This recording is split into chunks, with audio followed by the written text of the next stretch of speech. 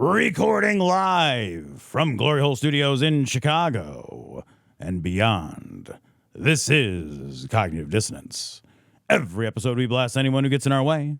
We bring critical thinking, skepticism, and irreverence to any topic that makes the news, makes it big, or makes us mad.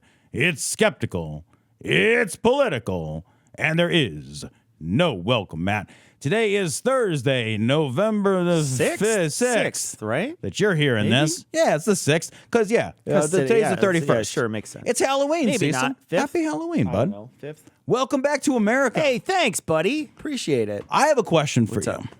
I took a New York Times quiz. My family took a New York Times quiz yesterday, and it was like one of those, like, answer 25 questions, and we'll tell you based on your dialect where you most probably live. Oh, interesting. It pinpointed me to Aurora, Illinois. No shit. For real. It was weirdly accurate for me. Funny enough, it put Haley in Yonkers, New York, which she's never lived in Yonkers ever. But at least it got her in New York, right? Yeah. She was from the Poughkeepsie area. So it was really interesting. But it had like all these questions, like, what do you call this thing? What do you call that thing? Sure, yeah. So here's something I wanted to ask you. Have you ever heard of the day before Halloween being something like Witch's Night or Mischief Night or the Devil's Night? Yeah, it's a Devil's prank Night. day. Yeah. You're aware of this? I have heard of it. Yeah. I've never heard of this Okay. tradition. All right. I thought this wasn't.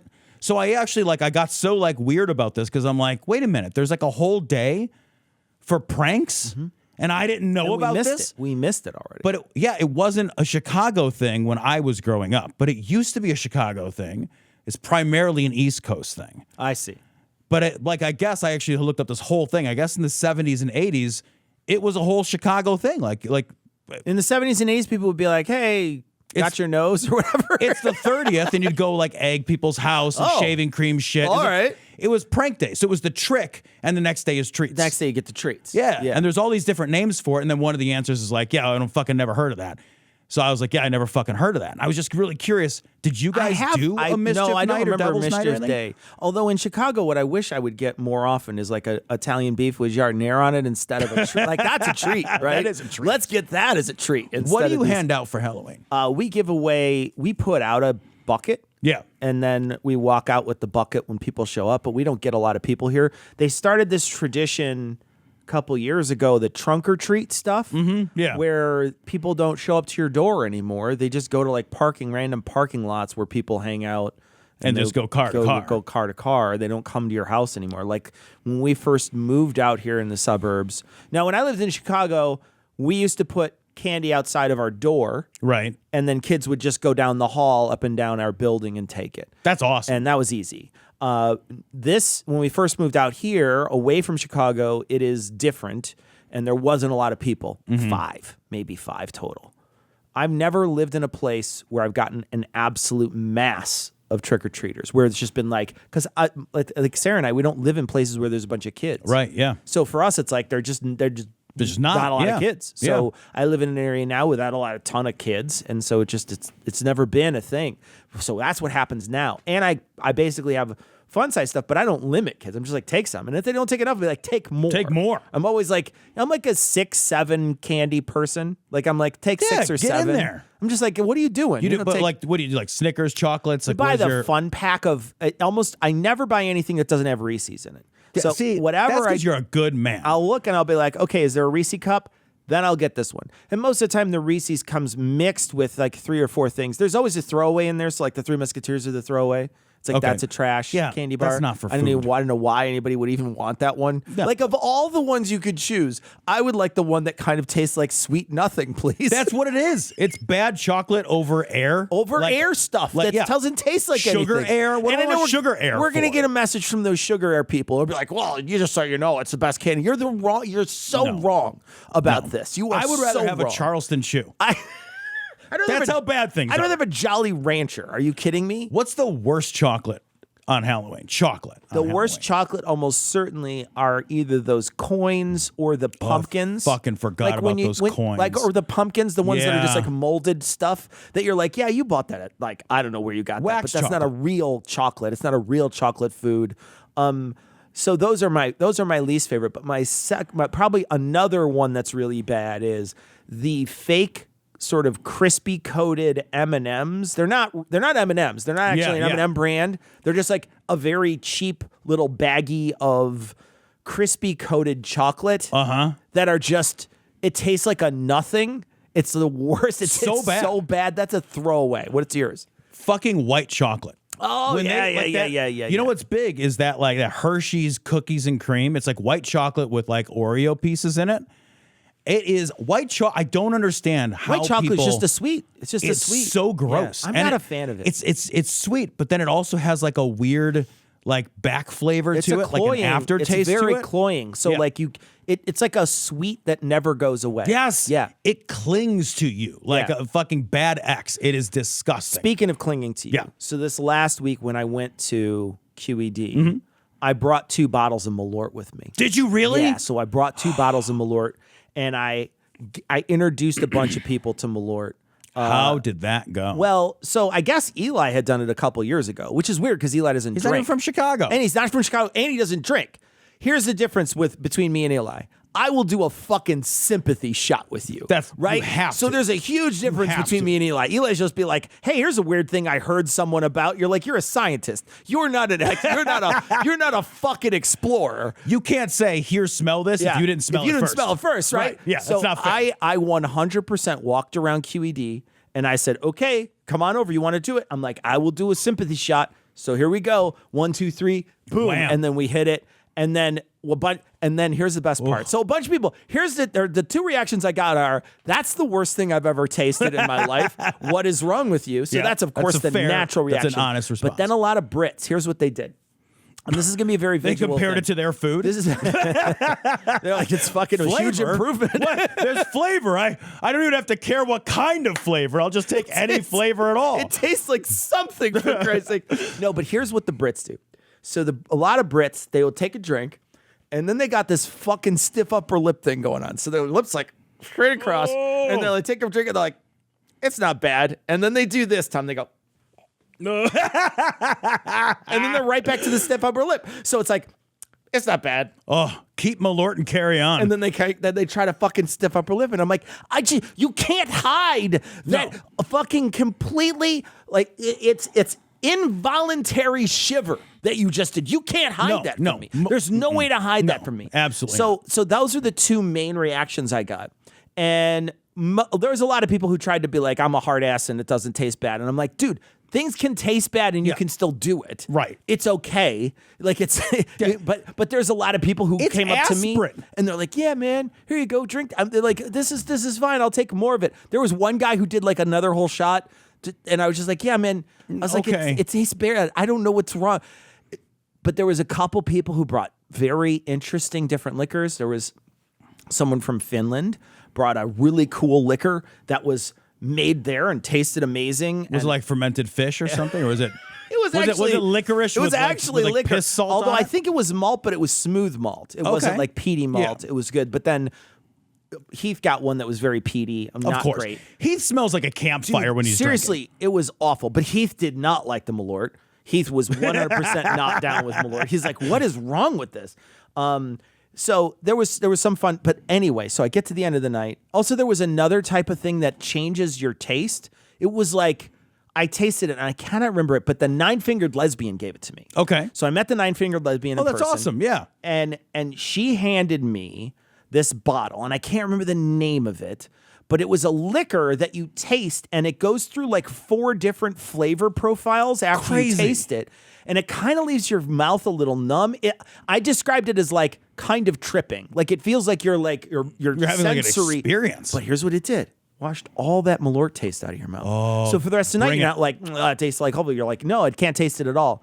The best description of Malort that I got the entire weekend was from a lady. I'm terrible with names, so I apologize if I don't remember your name. It was a lady. I know she's a doctor, and I know she works Dragon Con, so she runs the skeptic thing at Dragon Con, but I cannot remember her name. She was a very nice lady. She said, "I'll try it." I handed it to her. She took a drink and she said, "It tastes like this old house." And I was like, you're right. It tastes That's like Bob fucking Vila's great. aftershave. 100%. Awesome. You're absolutely right. It was the best comment I got about it all weekend. Oh my God, I was that's like, fucking it's perfect. perfect. It tastes like this old house. But the final bit of the Malort, we didn't go through 2 whole bottles. We went through about 1 3/4, and one of them was sitting on the table. And the British owner of one of the managers of the bar comes walking up to me, and he's very, very polite. But he's like, "Pardon me, sir, but you can't have that out."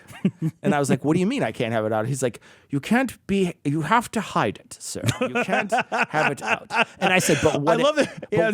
What if we did a shot?" I was like, "Then we're both drinking it, and you know, like you're in on it." And he's like, "Please just hide it, sir." And he walked away.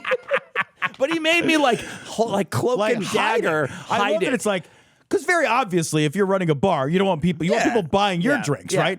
So like, I totally get it, but I love that his solution is like, please don't rub it in my face. Yeah, please, whatever you do. I'm trying. In the States, they just throw you out. Right. They'd be like, no. A bouncer would curb you for that. What I wanted to do was walk up and ask if there was a corking fee, but they told me it's way better to ask for forgiveness than permission. Okay. So just do it. And Right. Then if you And then get let yelled at, somebody you get very yelled at. politely. But he was so polite. I was like, I don't even feel like I'm being yelled at right now. I love it. Well, welcome back, my friend. Welcome back. And on Halloween and everything. Yeah, Halloween and everything. This story comes from Fox News. Wild bear makes very polite surprise visit to California Zoo before returning to forest. Young black bear climbed tree near perimeter fence before wandering into the Sequoia Park Zoo. And then it watched the bears. I love this. Do you think it was like, dummy? Or do you think it was jealous? Like, I got to fucking deal with all this shit and you guys just hang out? You just hang out. You get to fuck and eat and roll around in whatever you want. Okay. If you're a zoo animal or like a fucking wild animal, right? Is it like a blue pill, red pill situation, right? Where it's like, okay, I know this is a bullshit life. Yeah. But like, cause like if somebody's like, if tomorrow, right? If Morpheus showed up to my house tomorrow, it's like, do you want, I mean, blue pill, blue pill. I'm with you, dude. Go back to 1990 with cell phones that go ka-chunk. Are you kidding me? 1,000,000%. Tomorrow, I would be like on the phone, ka-chunk. Yeah. Actually, like a crazy person calling someone on the phone Yes. and having a real conversation instead of a 24-hour text with them. Yeah. I would love for someone to be like, do you want this shitty reality or a fake? I'd be like, plug me into stuff. Plug me into all the stuff. Get me out of here. There is a Twilight Zone where there's a human zoo on Mars. I don't know if you've seen this. No. So it's a Twilight Zone where this guy is like, he crashes and then he's part of like this, they open up the walls and he's on display to all the Martians who look just like humans, by the way. Sure, of course they do. They literally don't even look any different. Bleep blop, we're a Martians They literally with a don't little even look any different. But in any case, he's by himself in this room where he's on display as the zoo animal, right? Right. It's like, da-na-na, you're the zoo animal. And I was like, that actually looks kind of dope. I know. That's what I mean. It's like, I'm like, yeah, man. Is it got better to be everything in the taken zoo? care of. Yeah. That's good. I'm fine with that. like, yeah. like if you're a wild animal, right? Like, I know. There's only a handful of ways you die, right? For You real. die by terrible misadventure, right? You get hit by a car, Yeah. you break a fucking leg, like a cliff-related incident or something. Something eats you while you're alive. Yes, also bad. Disease takes you slowly. Or the elements take you. Yeah. That's how you die. You don't die in hospice surrounded by your bear friends, patting your hand and telling you nice We stories. had a great time together. Right. That's not how wild animal. It's The one always who's going like this is Paddington Bear. It's always terrible. Yeah. So like, but if you're a zoo animal, you get fucking better medical care than Americans You really get. do. Right? They don't have to save up their acorns to pay for it or whatever. Yeah, no kidding. Like if a bear gets sick, nobody's like, oh, there's a work requirement. He gets the Medicare message in the mail.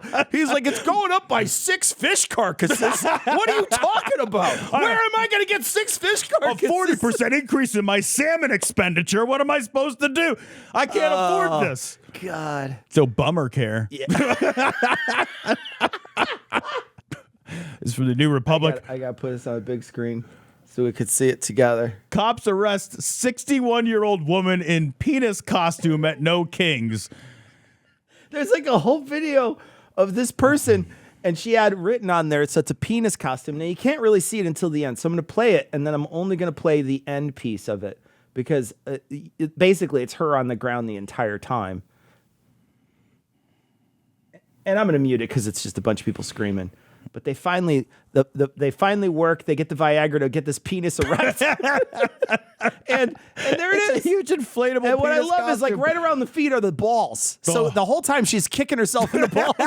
And she's walking. That's about what this timeline feels like. It really so I does, get it. doesn't it? But what's so funny is like this whole thing. It said no dictator. That's what it said on the front. No dictator. But it's really interesting that like there's an interesting juxtaposition here because here's a person arrested in Alabama for being lewd, right? Yet the president of the United States, after the No Kings rally, had a video of him shitting on, like literally shitting, like dumping shit on people. Why is that not lewd? And here's the other thing that bothers me about that whole thing. I looked it up. I tried to search after it because we talked about it previous Monday, right? Yeah. We're now 2 weeks off, almost 2 weeks away. Yeah. After the initial reports on that, there's no follow-up. Nobody asked him a question about it. What the fuck? Nobody was like, hey, man, what is that about? Yeah. Not a single reporter. Because I couldn't. Now, don't get me wrong. I'm happy to see any story if I missed it. But I thought I did a pretty good, thorough search today of multiple websites looking for that very specific story. And I could not find it anywhere, Tom. Nobody asked him a question about it. They were just like, hey, man, that's weird. Next day. Yeah, I don't even know what to do anymore, right? Like every, and I'm not exact, like every single day, an entirely disqualifying event takes place. Yeah. And because of that, it all doesn't matter, right? It's that Overton window just constantly being pushed. I mean, genuinely, there was a time when Dan Quayle misspelled potato. Yeah. And it was a scandal. It was a scandal. Over the word potato. A guy, a president wore a tan suit. Yeah. Someone on the stage said, "Yeah!" after they were done, and they were done. They were done. They're like, Done. no. That now, was don't get me wrong. That's a ruinous. flavor thing, right? Right. That's a flavor thing. But everyone was like, no, we can't defend this guy. Yeah, anymore. right. This guy made a weird sound one time. He made a with his- weird with sound. his Somebody throat. else had a fashion choice. Somebody else wrote a word on a blackboard. Yeah. That's it. Yeah. Like, and now there's no, it's like you've got all this stuff that the administration does, that everything he does is official, right? So like, that's the other thing that I think we're kind of like, and this is the funny show, we don't get too deep, but like, we're sort of forgetting that every act that the president performs in public is an official act. So his social media, every truth out there, I hate that. It's an official communication to the American It's going to go in the people. archives. Right. That is an official communication from the executive branch to the American people. And he's putting out, like, I'm shitting on these people exercising their First Amendment rights because they represent my political opposition. Yeah. That's insane. Yeah. That's supposed to be insane. We should all be scandalized by this, but we're all just fucking exhausted. But you just let it go. Dude, we're exhausted less than a year in. I know. And that's the intent, and it's so effective. And it's not like one thing a day. It's like 4 things a day Yeah. come up. There's going to be a bunch of stuff we're going to talk about, that we talk about throughout these weeks that are coming up, where it's just something happens and it's literally forgotten about by Monday when the show releases. Yeah, man. It's literally forgotten about. And then other times, like, more of the same, like, something terrible occurs, right? Like, we've covered on more than one occasion the military striking these boats in the Caribbean seas. And it happened again. Like, it happened it's gonna many keep more happening, times. yeah. And it doesn't even make the show notes necessarily, right? Because it's like, well, we've kind of already talked about that. What are you going to say? And I wonder if the same isn't true, like, tactically, if the same isn't true of reporters and the press in general to say, like, well, we don't have anything new to add on that. Yeah, and what is interesting too is that like genuinely that type of behavior of that shit posting, literal shit posting. Yeah, right. By the president is endorsed by a large number of people. They think it's funny, right? Yeah. Even the Speaker of the House was like, "Oh, I commend him on his trolling." Essentially, is what he said. Exactly. He's like, "I commend him on it. He's able to get the Democrats' hair on fire." But it's the worst part is that we can, like, the left can never make any comment about anything without it being a huge scandal. Yeah, man. Right? Yeah. You can't say anything because they're immediately like going up in arms. And even if it's true, you can't make a comment. I did have a moment when I was overseas. I was having dinner at like a pub, right? So they put us in back in this pub. They set us at a table. Most people over there, when they go to pubs, they're standing. So they actually, if you want to eat a food, they put you in the very back. So we're in the back. Sure. And we're hanging out. And it's just Sarah and I, and we're just talking. And next to us is another table. And they're talking and eating. And I overhear them, and they're Americans too. And I don't remember how the conversation started, but we started asking each other questions. You know, like, hey, where you from? Blah, blah, blah. They're from Ohio. They're from Columbus. And so I say I'm from Chicago, you know, and they're like, where exactly? And I was like, well, I live outside of Chicago now, but I lived here for many years. And they're like, oh, I live outside of Columbus. It's just easier to tell people, you know, you're from this region. That's what a lot of people do when it comes to Chicago. And so we're talking, and also when you comes from Columbus, like, where the fuck is it? And, you know, like, Columbus is easy in Ohio. The rest of it is all. So we're talking for a little bit. And then the guy says, they're getting a lot of National Guard troops up there. And so now I'm ready. I'm like, oh, okay. No, you know what? They don't have a lot of them. I was at the No Kings rally the other day, and I didn't see any of them over there. Because I'm like, let's fucking go. Right, If we're going to go, let's fucking go. Uh-huh. And as soon as I said No Kings rally, the woman's like, right on. Yeah. Like, so I met the obviously one couple of people in Ohio. I know that there's more, but there was a better than average chance that I was going to run into somebody that wasn't. That happened to be... Maybe not overseas, but there's a better than average chance that someone from. But I was like, no, I'm not doing it. I'm like, we're gonna do it. We'll have a fucking angry conversation the whole time. Sure. Because I'm not gonna do this anymore. I'm not gonna hide my politics so we can pretend to be friends. Right. I'm like, not doing that. So I just said it, and then they were like, yeah, right on. And they're like, oh, we're glad that it's, you know, all those people were out. Hell yeah. And I was like, great. I met a pair of cool people that happened to be from Columbus, and we had a nice conversation. That's kind of great. Yeah. And I was like, yeah, no, I'm not gonna hide this shit. I put this in because we have to talk all the time about AI because it's going to destroy the world. We got to talk about it as the attack of Killer Tomatoes tomato rolls toward us, and we're going no, and it's like constant for like 4 minutes while it's rolling. We just get to watch us be rolled over by constantly doing it to ourselves. Just. University wrongly accuses students of using artificial intelligence to cheat. What is not in this headline is the wrong accusations are coming from the university using AI tools to spot AI cheating and then getting it wrong because AI's bad. It's bad. It's not good at doing stuff, man. It's an interesting moment because, so you and I went to school for our undergraduate degrees at the same time. Yeah. And I don't know if you experienced this, but I certainly did. When I was writing any kind of research paper, I was told I could not use the internet. Yeah, I was only my last paper of my last class, I was asked to use a handful of internet sources. And that was like, ooh, use the internet. Most of them were, you need to go talk to a reference librarian. You need to find out what they suggest based on the things that you're going to be writing. And you need to have 5 or 6 sources based on that. You can't just search for something on the internet and find it and then be like, that's fine. Right. You need to talk to a research librarian a reference librarian, and they will refer you to the things you need to find. And the internet was a pretty powerful tool back then. Yeah. But it was not allowed.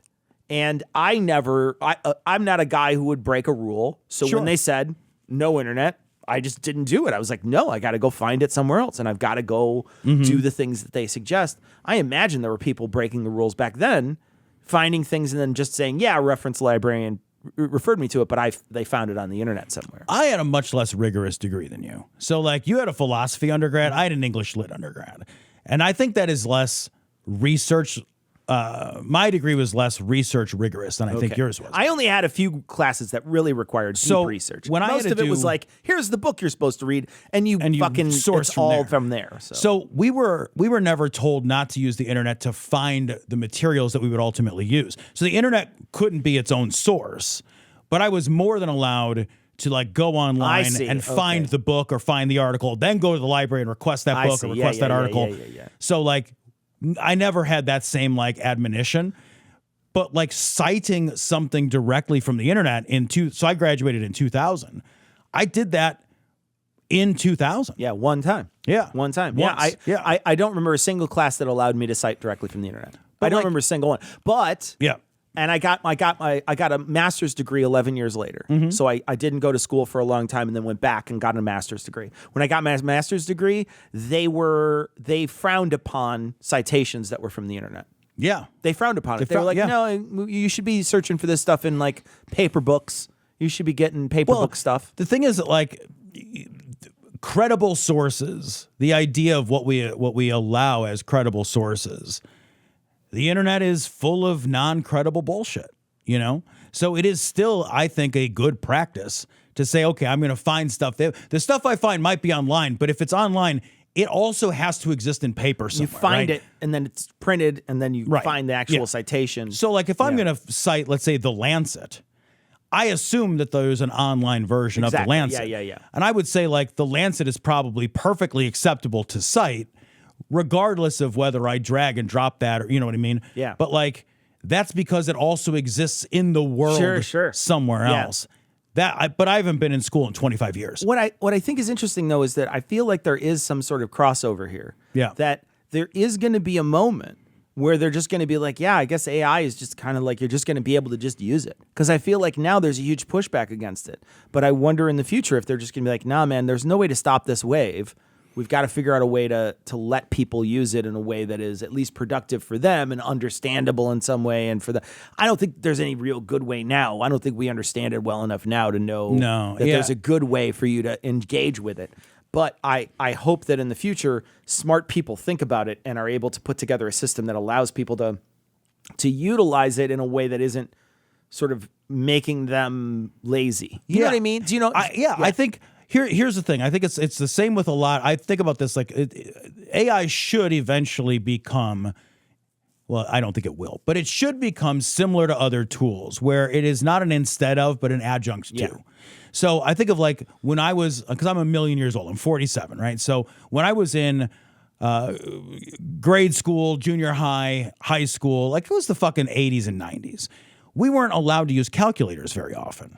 And now kids are able to use calculators much earlier than I was, right? Because there was an understanding that like, hey... Your calculator had to be like this big. Yeah. I gotta hold it. The calculators we had to be like this big, and they could do graphing shit on them. They still have those. Yeah, that's all. And they still cost the same. That's all we could use. We could never just have like a calculator to do stuff. So, and the same is true of the internet. Like, it should be an adjunct to rather than an instead of, right? And so teachers should recognize this is a tool, it exists in the world, learning how to use it responsibly and not shortcut the thinking process. Part of like, there's been some like early studies that people who are using AI are not developing the same critical thinking skills. I saw some of these things too. I don't know how, I never looked at the study, so I don't know how deep they are. Same, right? Yeah. So like, don't. Yeah. But like what I've read is like people are sort of shortcutting themselves out of that critical thinking process that is essential to learning, right? I mean, it makes sense on its face. I'd like to see the research, but yeah. Yeah. If that's true, that's not the way to use it. That's just not. Yeah. But we have to teach people to use the tools that are in front of them. It's crazy not to do that. Yeah. It's crazy to pretend that these tools don't exist. But honestly, this story is equally crazy. Because these universities are relying on this AI tool almost exclusively to find AI cheating. Yeah. And then they don't vet it. And then they blame or accuse students of cheating. And then like fully a quarter of the time, they just throw the case away later, but they've already accused the student of cheating, and it could take weeks and weeks and weeks to resolve. In the meantime, these students are trying to do things like apply to grad school, and their degree is pending. It's actually fucking them up. It's like that Spider-Man meme where all the Spider-Men are pining at each other. Yes! Except for it's all ChatGPT pointing at itself. How insane is it to be like, you can't use AI because the AI that I use showed that when you used AI... Are you fucking kidding me? You may as well jerk yourself off right into your own eye. You stupid idiots. What the fuck are you doing? I think it's harder. And again, the tough part is that people who work in that industry aren't paid well. Yeah. So what you're doing is you're putting a bunch of people who aren't paid well, and you're saying, here's more work. Here's a lot more work. Now you got to read it and be careful and not know. And now you got to make an estimation. And so they're trying to cut their workload down. Sure. And they're like, well, how do I do that? How do I cut my workload down? And then they lean on AI, which is bad and hallucinates and is not good at its job. And then you wind up with these terrible moments for these kids who are not using AI. Yeah. It's a fucking mess. And I don't know what the path out of it is. Because AI is really this amazing cheating machine. Yeah. It really is. It's just an amazing cheating machine. Yeah. It's so bad at everything it does. I use it every day for work. I am trying, part of my job, I am supposed to try to find use cases for this as a part of a project that I'm working on. And I can't find any where it's good enough that I'd be like, yeah, it's better I would than a literally put money on that. Or it's as good as a human. Yeah. This story is from the Huffington Post. Robin Williams' daughter begs fans and trolls to stop sending her gross AI videos of her dad. Can I just read what she says? Because it's so good. For sure. It's so good. Like I someday I want to write as well, genuinely, as Zelda Williams. She is fucking, this is so good. Please just stop sending me AI videos of dad. Stop believing I want to see it or that I'll understand. I don't and I won't. But please, if you've got any decency, just stop doing this to him and to me, to everyone, even ever. Full stop. It's dumb. It's a waste of time and energy. And believe me, it's not what he would want. These recreations are at their very best a poor facsimile of greater people, but at their worst, a horrendous Frankensteinian monster cobbled together from the worst bits of everything this industry is instead of what it should be stand for. You're not making art. You're making disgusting, over-processed hot dogs out of the lives of human beings, out of history of art and music, and then shoving them down someone else's throats, hoping they'll give you a little thumbs up and like it. Wow, that's I fucking love it. And for the love of everything, stop calling it the future. AI is just badly recycling and regurgitating the past to be reconsumed. You are taking in the human centipede of content and from the very, very end of the line, all while the folks at the front laugh and laugh, consume and consume. It's so good. It's so good. And it's God. so right too. What we've seen, what's so interesting is like, I feel like AI is the next step for human creativity, mainly because look at how often movies are recycled nowadays. Yeah. You know, like we don't need another exact copy of another movie that came out 20 years ago. You don't need it. No. You literally don't need it. You don't need to put those new actors in there. It's remakes, prequels, and sequels of fucking everything. Yeah. It's insane. And it's all, and like, to be honest, I'm sure there's some content that can still be explored, obviously, right? I still feel like certain universes have plenty of content that could be explored indefinitely, right? Like, you know, they're not doing it, but you could certainly do the Firefly Serenity universe for a long time. For a very long time. The Star Trek universe has plenty of space to continue on. Literally. In Star Wars, same thing, right? Yeah. You could do that with the Marvel universe and all these comic book. I get Star it. Search. I understand. I know that's not the fucking voice, homie. Like, what the fuck? But yeah, you know, like that sort of thing. There's plenty of space in lots of different things. You know, the Aliens universe can continue on, the Predator universe, all these sci-fi universes that have been created, even not sci-fi universes, even drama universes like a Bridgerton or a whatever. You can continue on with these plots, these people, et cetera, et cetera. Makes sense. But stop fucking with like very simple stuff that doesn't need any help anymore. It's like, those are great movies. Let's stop doing it. Let's please stop with all this stuff. Just making the same movie and putting a new cast and being like, what if we remade Revenge of the Nerds? And you're like, maybe don't. Actually, that's kind of rapey. That's so not probably good. not. Don't do that, actually. Just never do that. But yeah, like, she's right. We are like racing to the bottom with all this stuff. Yeah. Because that's what the financial incentives are telling everybody to do. Like, there will be defenders who say, but I use AI to create really cool stuff. I'm sure some people do. But like the majority of the use case here is like, it doesn't really matter what you, the consumer individual level, do. That's not really relevant from a like macroeconomic point of view. The thing is that like companies are producing this material because it is a cheaper way to produce something that can be consumed and turned into money. This is not about anything but the production of capital. That's what it is. The commodity of the movie or whatever, the art, that stuff is incidental, right? That is the excuse to make the posters and the media and all the stuff you're going to buy. The money is the point of it because that's how capitalism works. I just saw something yesterday, and I don't remember if I sent this to you or not. Probably not because you were traveling. NVIDIA, the company that like makes the AI chips, right? They're a $5 trillion company now. Yeah. $5 trillion valuation. That is, I saw this graph on the Wall Street Journal, like on their fucking homepage. I saw a graph that is bigger than the rest of the S&P 500. There's a consolidation of power, not just capital there, that does not make sense, that is not good. You can't make a case that that is a good thing, that those people at that level will have your best interests at heart. Don't think that. So it's a kind of impossible to be a person who even like casually understands basic capitalist economics and say, yeah, the concentration of wealth in this tiny fraction of companies selling us tools of reality creation is probably a net good because sometimes I make a funny thing or an interesting plot. Like that's all incidental. You have to be willing to set aside that that's an accident, not the purpose. What's crazy too is a company that size is never even going to coast. Right, even if you had a $5 trillion and you just were like sort of straight, your earnings were just a straight line. Yeah, terrible for that company. That's terrible for that company. Yeah. It has to go up. It always has to go up. So if that company's not a $6 trillion company next year or in 2 years or 3 years or something, that's a horror for that company. That's bad. We shouldn't be doing that. No. That's a bad idea. That's a bad way for us to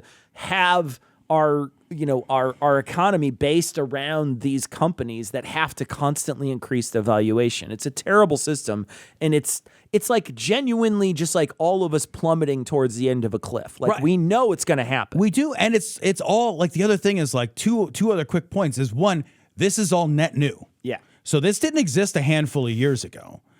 That's really worth considering when you think about how much of our GDP has been influenced over a very short period of time by a handful of companies. And now what kind of power do they wield governmentally? And how much does that constrain our government from constraining them and regulating them? I'll tell you what, it constrains them entirely. Legislators literally cannot constrain companies that are of this size. And if you don't believe me, here's something else to consider. In 2008, when the mortgage crisis happened, a whole bunch of banks, big-ass banks, were deemed too big to fail. Because if they had failed, the economic impact of their failure would have caused a great recession, probably to turn into a depression. And whether you like it or not, bailing out those banks probably saved us from going off the edge of that cliff. Yeah. And I understand that banks perform a different financial function in our economy, and they're not exactly analogous, but they are analogous in the sense that none of those valuations added together were anywhere near $5 trillion. So NVIDIA right now is in a position where it can basically tell the government, you can't hurt me. And in fact, if anything happens to me, you don't want to see the impact on the economy. You will have to fix this. You will have to buy my chips, bail me out, send me government contracts, whatever. I've reached a size where now the GDP of this country has to take my company, one company, into consideration when you make choices. That's not good. Well, and you can tell what you're saying is true by the people that the current administration, the company they keep. Yeah. Peter Thiel. You're talking about Mark Andreessen, Zuckerberg, Elon Musk. All these people are deeply in bed with AI and social media companies and things like that, and data companies. All that stuff melds together. And all those, we are in the tech bro United States right now. Yes. We are in the tech bro United States. And the way to get out of this, I think, is to try to start cutting these companies into pieces. Yes, I they're feel too like big. you have to start cutting these companies into smaller pieces. These are just too big companies for that sort of thing, and you need to look at it and say that's just too big a company. It's going to have to be cut to its smaller parts. You can't have a company this big and they've done that in the past. Yeah. They've done that in the past with a lot of things, and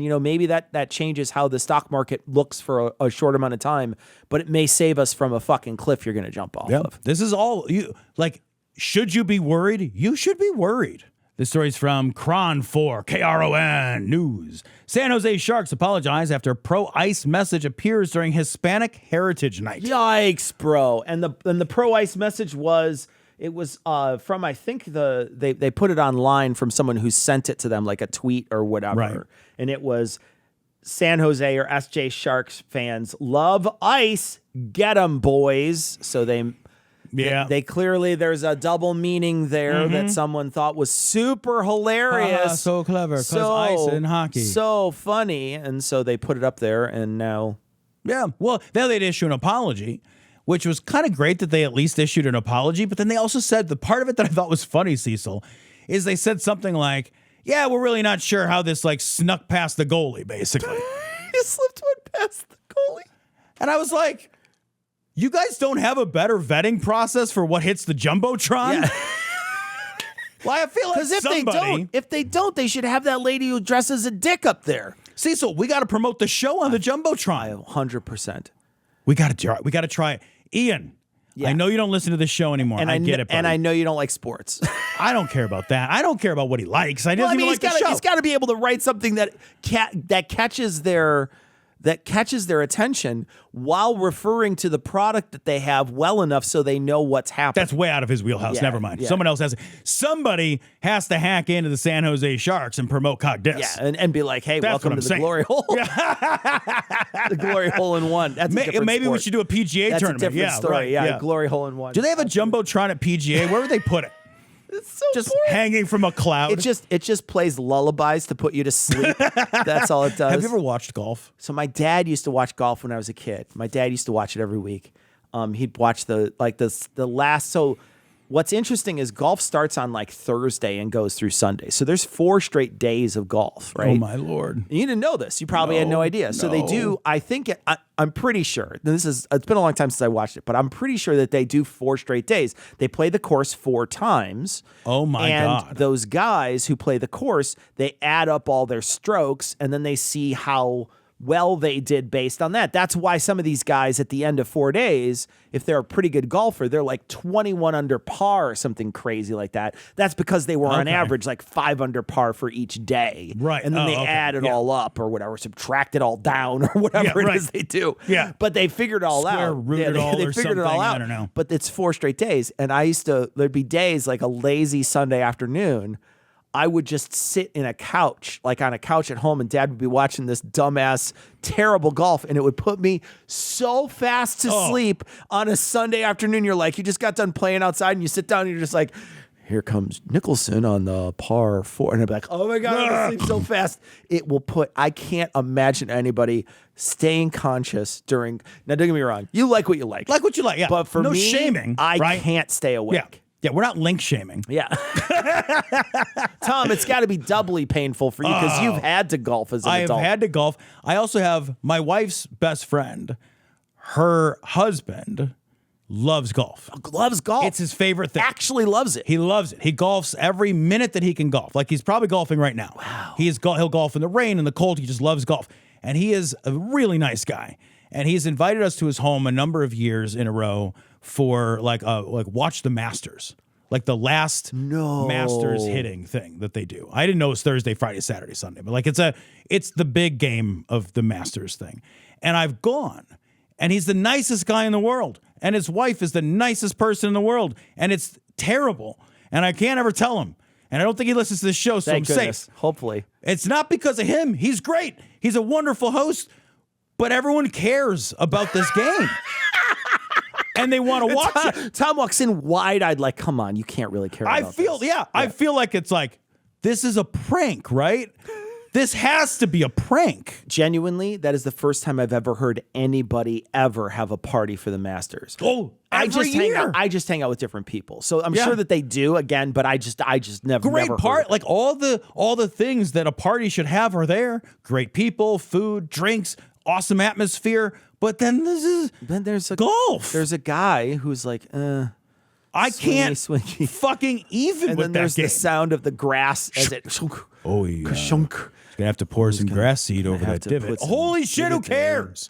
And it's always that really He selected very, a 6-iron or very fucking whatever.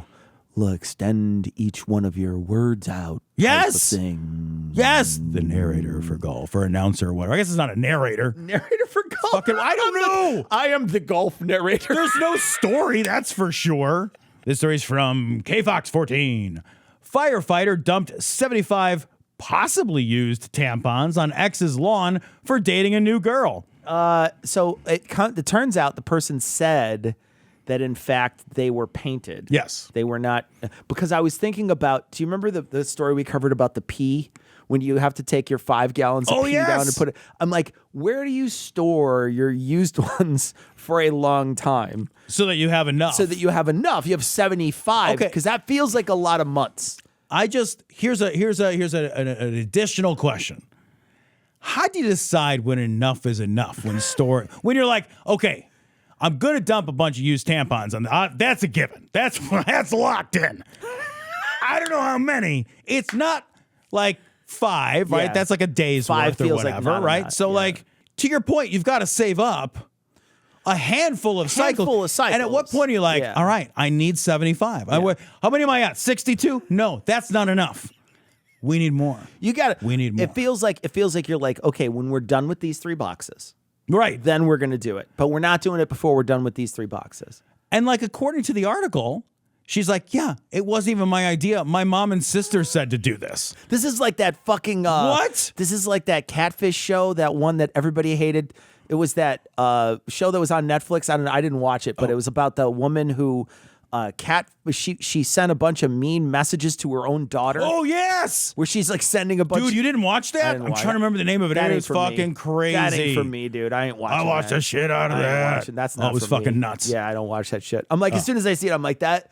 That's the Masters to me. That put me right to sleep. That is like watching the Masters. I watch the shit out of something like that. I'm like, you did what? Like, I'm such an idiot. Like, I'll watch that shit and be like, whoa, grr. Like, there's, like, it just, I eat it up. There was a bunch of pictures of the person the day after it aired, and everybody's saying like good morning to everybody except for this person, and they show the mom, right. and I was just like, who the fuck is that? So I had to do a reverse Google image search, and I was like, oh, it's from a TV show that I didn't watch. Okay, fair. Right, yeah, right. fair. But then I found then of you got course the gist. now that I get the gist, because I was Right. like, well, why do they hate this so much? Right. And then I found out that she was really awful about it. She's awful.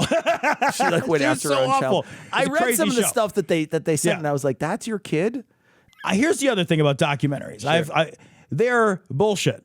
Yeah, right? absolutely because bullshit. So many of them have this, like, you watch it and you're like, I have an opinion about that now. And it's like, that was selectively edited for Yeah, you of to get a course. fucking feeling and outrage about. Yeah. There's no, like, it may or may not have told the whole story. It may have been played Absolutely. hard and fast and loose with the Absolutely. facts. Yeah.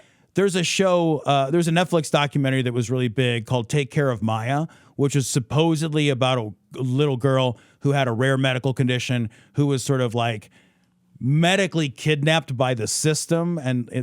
But then if you dig into it at all, because I was like, this story's fucking crazy. Is this really happening? And you dig into it, it's like, this is a terrible documentary that omits really important facts that contradict the story. And then you find out the executive producer or one of the executive producers is one of the lawyers representing one of the people suing the hospital. And you're like, you should trust none of this. This is trash. It reminds me of when RFK went on Rogan, and then they had them search for terms that would only bring up his website of the people he was. Right. And you're just like, yeah, dude, of course, you stacked the deck. You Yeah, stacked the deck. You knew exactly what card he was going Right. to pull because you fucking let him there. So when I watch this stuff, I'm like, this is entertainment. Yeah. You Like, gotta this treat is it like as- entertainment. I'm just like, this Yeah. is fiction. Yeah. We just have to there you go. decide Yeah. it's fiction. Except for that person's life is ruined. But other than that, It's not money. That's my response to that. Well, on that, we're going to wrap it up for this funny show. We'll be back on Monday, and we're going to leave you like we always do with the Skeptic's Creed. Credulity is not a virtue. It's fortune cookie cutter mom